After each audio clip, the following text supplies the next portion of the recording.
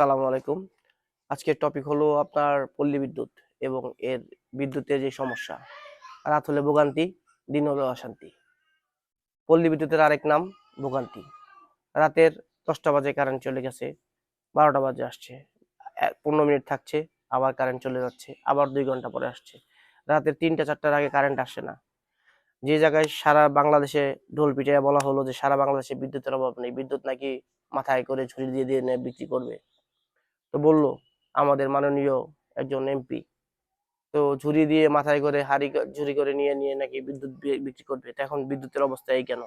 দ্বিতীয় প্রশ্ন হলো আমার কর্তৃপক্ষের কাছে জানতে চাই যে এই যে প্রিপেড মিটার, আগে পোস্টপেড মিটার ব্যবহার করতাম আমরা, যারা পল্লী বিদ্যুতের গ্রাহক আছি বা অন্যান্য গ্রাহক যারা আছে তারা ব্যবহার করতো। তো আমাদের কিসের সংকট? আমরা তো বিদ্যুৎ আমদানি করি। তো বিদ্যুৎ আমদানি করলে সেক্ষেত্রে তো আমরা মাস শেষে বিদ্যুৎ ব্যবহার করি না। আমরা বিদ্যুৎ ব্যবহার করার আগে টাকা পে করি, প্রিপেড মিটারে অগ্রিম টাকা ঢুকাই, ঢুকানোর পরে আমরা আমরা আমাদের বিদ্যুৎ ব্যবহার করি, আমাদের টাকার বিদ্যুৎ আমরা ব্যবহার করি। তাহলে কেন বিদ্যুতের সংকট থাকবে যদি বিদ্যুৎ আমরা আমদানি করি? আমদানি কি তাহলে কি আমরা ঠিক মতো করতে পারছি না, নাকি কেন আমাদের এই বিদ্যুৎ নেই? এই যে ঘন্টার পর ঘন্টা, ঘন্টার পর ঘন্টা, 24 ঘন্টা দিন হয়, 20 ঘন্টায় কারেন্ট থাকে না, এর কারণ কি? অগ্রিম টাকা দিয়ে মিটারে টাকা ভরে রেখে তারপরে আমরা বিদ্যুৎ ব্যবহার করতে চাচ্ছি, তারপরেও পারতেছি না। আগে তো মাস শেষে বিদ্যুৎ বিল দিতাম, তাহলে এখন কেন পারতেছি না? টাকা তো আমরা অগ্রিম দিচ্ছি, ঠিক না? টাকা তো আর আপনি আপনি গাছ থেকে পড়ে না। এই যে কাঁঠাল গাছ, আম গাছ নাড়া দিলে গাছের পাতার মতো টাকা পড়ে না।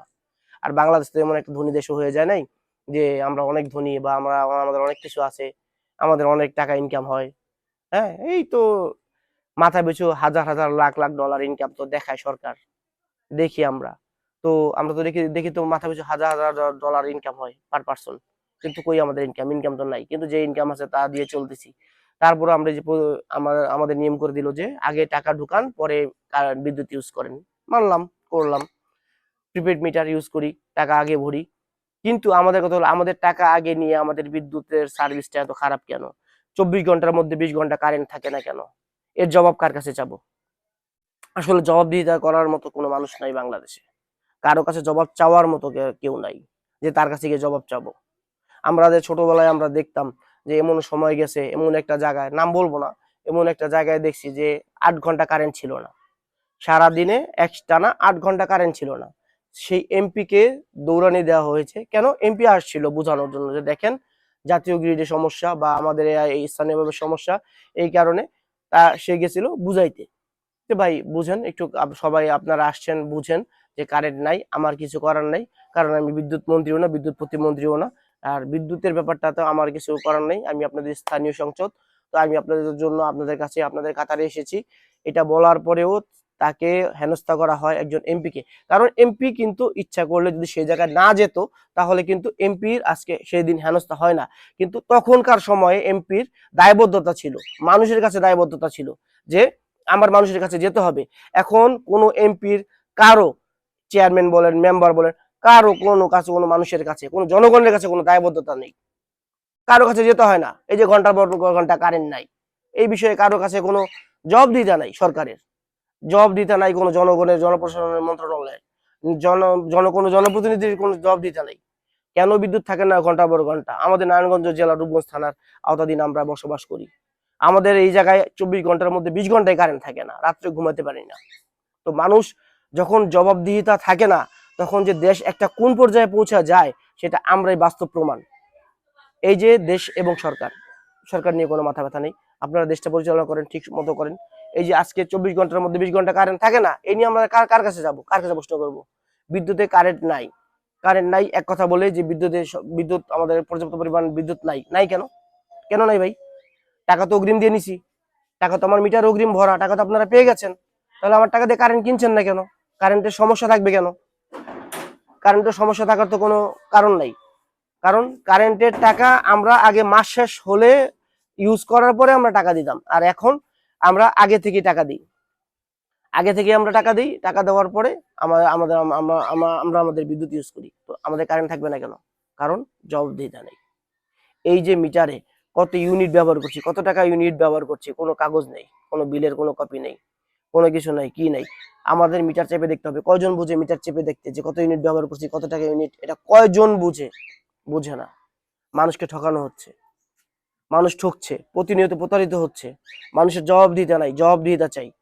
মানুষ জবাবদিহিতা চায় যে কেন টাকার পরেও কেন কারেন্ট থাকবে না, অগ্রিম টাকা দেওয়ার পরেও মিটারে টাকা ঢুকানোর পরেও কেন কারেন্ট থাকবে না। টাকা নিচ্ছেন নেন, কত টাকা নিচ্ছেন, বেশি বেশি নিচ্ছেন নেন। যেই জায়গায় আমরা গত মে মাসে এপ্রিল মে মানে 2023 সালের এপ্রিল মে মাসে আমাদের 800 টাকায় মানে পোস্টপেড মিটার ছিল, তখন তখন 800 টাকায় আমাদের মান্থলি বিল আসতো। 800 700 800 অ্যারাউন্ড এরকম ছিল। 6 থেকে 800 টাকার মধ্যে অ্যারাউন্ড আমাদের বিল আসতো এই মার্চ এপ্রিল মে জুন এই মাসগুলাতে।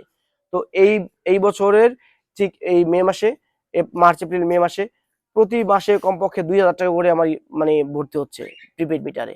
তার মানে কত গুণ বিদ্যুৎ বিল বৃদ্ধি পেয়েছে আপনি কি বুঝেন এক বছরের মধ্যে? কিন্তু তার কোনো নোটিশ, কোনো বার্তা, কোনো কিছুই নাই। কত ইউনিট কত টাকা ইউনিটে বৃদ্ধি পেলো। এই জবাবদিহিতা কে করবে? কার কাছে চাইবো? কার কাছে চাইবো জবাবদিহিতা? জবাবদিহিতা করার তো মতো কোনো লোক নাই। কার কাছে চাইবো ভাই?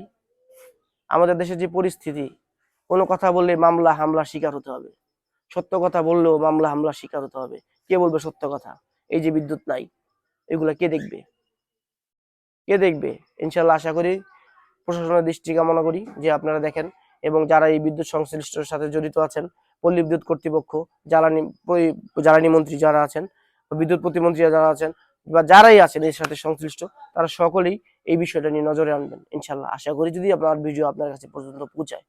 না হলে তো উপায় নাই। দেশ ও জনগণের স্বার্থে আপনারা জনগণের জন্য কিছু একটা করেন। এমপি, মন্ত্রী, চেয়ারম্যান, মেম্বার যেই আছেন, যারাই আছেন, তারা তো জনপ্রতিনিধি, তারা জনগণের পক্ষে কথা বলবেন।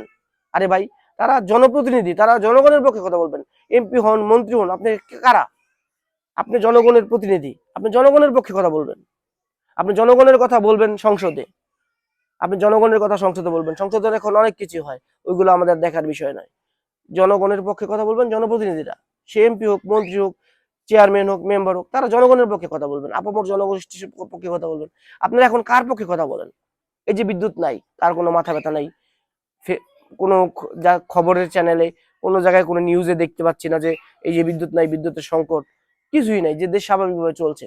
তো আমরা জবাব চাই। ইনশাল্লাহ আশা করি আপনারা জবাব দিবেন। এই বলে আমার কথা শেষ করলাম।